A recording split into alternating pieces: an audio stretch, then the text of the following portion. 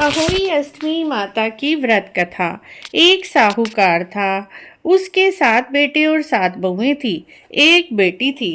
कार्तिक के महीने में दिवाली से पहले अष्टमी को अपने घर की लिपाई पुताई करने के लिए सातों बहुएं अपनी ननद के साथ जंगल में जाकर खदान से मिट्टी खोद रही थी। वहीं पर शाहू की मांद थी। मिट्टी खोदते समय ननद के हाथ से कुदाली शाहू के बच्चों को लग गई और शाहू के बच्चे तभी मर गए, जिससे शाहू माता बहुत ज्यादा नाराज हो गई और बोली कि मैं तो तेरी कोख बांधूंगी। ननद अपनी सातों भाभियों से बोली, तुम में से कोई मेरी जगह पर कोख बंधवा लो। 6 भाभियों ने तो अपनी कोख बंधवाने से मना कर दिया, परंतु छोटी भाभी सोचने लगी, यदि मैंने अपनी कोख नहीं बंधवाई तो मेरी सासू जी तो बहुत नाराज हो जाएंगी। यह सोचकर ननद ने बदले में छोटी भाभी ने अपनी कोख बंधवा ली अपनी ननद के बदले में। इसके बाद छोटी बहू के जो भी बच्चा होता वो 7 दिन होकर मर जाता। एक दिन उसने पंडित जी को बुलाकर पूछा, क्या बात है कि मेरी संतान 7वें दिन मर जाती है, इसके लिए मैं क्या करूं? तब पंडित जी ने कहा, तुम सुरही गाय की सेवा करो। सुरही गाय शाहू माता की बहन है और वही तुम्हारी कोख खुलवा देगी, तब भी तेरा बच्चा जी पाएगा। अब वह बहुत ही जल्दी सुबह तड़के उठ जाती 4-5 बजे और चुपचाप गाय के नीचे साफ सफाई कराती। गाय माता एक पैर से लंगड़ी थी। गौ माता बोली, हर रोज उठकर कौन मेरी सेवा कर रहा है, आज तो मैं जरूर देखूंगी। गौ माता खूब सवेरे उठी तो क्या देखती है, साहूकार के बेटे की बहू उसके नीचे साफ सफाई कर रही है। गौ माता बहू से बोली, क्या मांगती है? साहूकार की बहू बोली, अगर वचन दो तभी मैं तुम्हें अपनी बात बताऊंगी। तब गाय माता ने वचन दिया। तब साहूकार की बहू बोली, तुम्हारी बहन साहू माता है, उसने मेरी कोख बांध रखी है, मेरी कोख उससे खुलवा दो। गौ माता ने कहा, बहू तूने तो मुझे ठग लिया, लेकिन अब मैंने वचन दिया है, तेरा कहा तो मुझे मानना ही पड़ेगा। गौ माता साहूकार की बहू को अपनी बहन के घर ले जाने लगी। रास्ते में बहुत तेज धूप थी। दोनों जनी एक पेड़ के नीचे बैठ गई। थोड़ी देर में वहां पर एक सांप आया। उस पेड़ पर गरुड़ पंखनी के बच्चे बैठे थे और सांप उन्हें डसने लगा। साहूकार की बहू ने सांप को डले से मार दिया और बच्चों को बचा लिया। थोड़ी देर में गरुड़ पंखनी वहां पर आई। खून देखकर साहूकार की बहू को चोंच मारने लगी। साहूकार की बहू ने कहा, मैंने तो तेरे बच्चों को मरने से बचाया है, सांप उन्हें मारने आया था और मैंने तुम्हारे बच्चों की रक्षा की है। यह सुनकर गरुड़ पंखनी बोली, मांग तू क्या मांगती है? वह बोली, शाहू माता 7 समुंदर पार रहती है, हमें वहां पहुंचा दो। गरुड़ पंखनी ने उन दोनों को अपनी पीठ पर बिठाकर शाहू माता के घर पहुंचा दिया। शाहू माता अपनी बहन को देखकर बोली, बहन आओ बहन, बहुत दिनों में आई। बातें करते करते शाहू माता ने बीच में कहा, बहन मेरे सिर में तो बहुत जुएं पड़ गई हैं। तब गाय माता ने कहा, ये साहूकार की बहू तेरे सिर की सारी जुएं निकाल देगी। इस पर शाहू माता बहुत प्रसन्न हुई।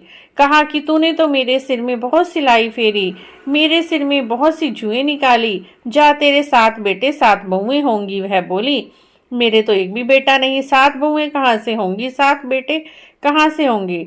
शाहू माता बोली, वचन दिया है तो वचन से फिरूंगी नहीं, फिरूंगी तो धोबी के कुंड पर कंकड़ी होंगी। शाहूकार की बहू बोली, मेरी कोख तो तुम्हारे पास बंधी पड़ी है। यह सुनकर शाहू माता बोली, तुमने तो मुझे ठग लिया। मैं तेरी कोख खोलती तो नहीं, लेकिन अब खोलनी पड़ेगी। जा तेरे घर जाकर देख, 7 बेटे 7 बहुएं मिलेंगी। तू जाकर 7 उद्यापन करना, 7 होई बनाना, 7 कढ़ाई करना। वह घर लौट कर आई, देखती है 7 बेटे 7 बहुएं बैठी हैं। उसने 7 होई बनाई, 7 उद्यापन किए, 7 कढ़ाई करी।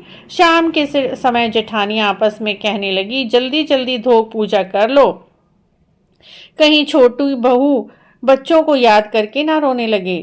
थोड़ी देर में ही बच्चे देखने गए। बोले, चाची तो बहुत उजमन कर रही है, हलवा पूड़ी बना रही है, वो तो आज रोई भी नहीं, खूब उद्यापन हो रहा है चाची के घर।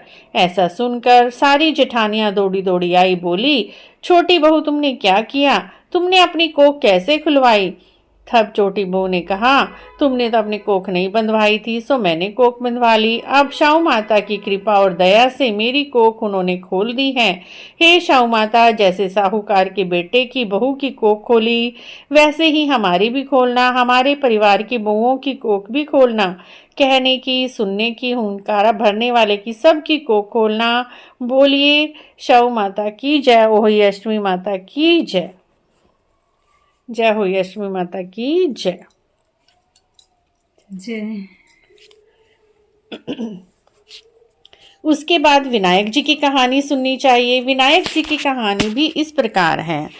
एक बुढ़िया माई थी, वह बड़ी ही गरीब थी, धीरे धीरे काम करती। एक दिन विनायक जी महाराज एक छोटे से बच्चे का रूप धारण करके आए। चम्मच में दूध और चुटकी में चावल लिए फिर रहे थे। कोई मेरी खीर कर दो, कोई मेरी खीर कर दो। किसी ने उस बच्चे की खीर ना बनाई। बुढ़िया माई को उस पर तरस आ गया। बोली, बेटा आ मैं तेरी खीर बनाऊं। बुढ़िया माई छोटे छोटे बर्तन लेकर आई। वो तो बोला, लड़का बड़े बड़े बर्तन लेकर आओ। बुढ़िया माई गुस्से में बड़े बड़े बर्तन ले आई। तब बालक ने दूध की धार बांधी तो दूध ना खत्म हो, चावल की धार बांधी तो चावल ना खत्म हो। अब तो बुढ़िया समझ गई, ये छोटा सा बच्चा कोई ना कोई देवी देवता है। बुढ़िया माई ने बड़े ही खुशी मन से खीर बनाई और कहा, आपको कैसे आवाज लगाऊं। तब उस लड़के ने कहा, बुढ़िया माई कह देना चुटक मनार तेरा भोग लगी और मैं आकर खीर खा लूंगा। बुढ़िया माई की एक बहू भी थी। खीर देखकर उसका मन ललचा गया। उसको बहुत बढ़िया लग रही थी खीर। उसने सोचा मैं पहले खा लेती हूँ, और उसने एक कटोरा भर कर दरवाजे के पीछे बैठकर कहा, हे चुटक मनार तेरा भोग लगियो, और बेला भर के खीर खा ली। बुढ़िया ने खीर बनने के बाद गणेश जी महाराज को बुलाया। हे चुटक मनार आजा भोग लगा ले। चुटक मनार भगवान आए। बोले, बुढ़िया माई मैंने तो भोग लगा लिया। बुढ़िया माई बोली, आपने कैसे भोग लगाया। तब चुटक मनार भगवान बोले, जब तेरी बहू ने दरवाजे के पीछे बैठकर बेला भर के खीर गाई तब मेरा भी भोग लग गया। बुढ़िया माई बोली, अब इस खीर का क्या करूं।